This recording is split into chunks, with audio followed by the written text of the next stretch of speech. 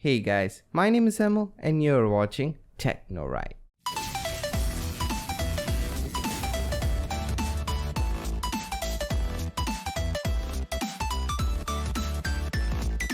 What's going on guys, welcome to Techno Right Technology. It's done right.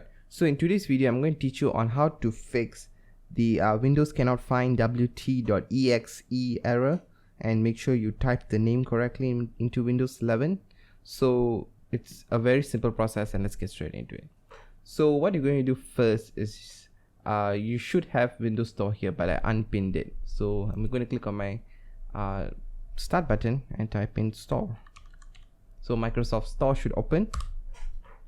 Okay, let it load, and here you're going to find for Windows Terminal. Let's see the first one, Windows Terminal. Say here, click open. Okay, so here it will say install. Okay, so here it will say install, so you're going to install it.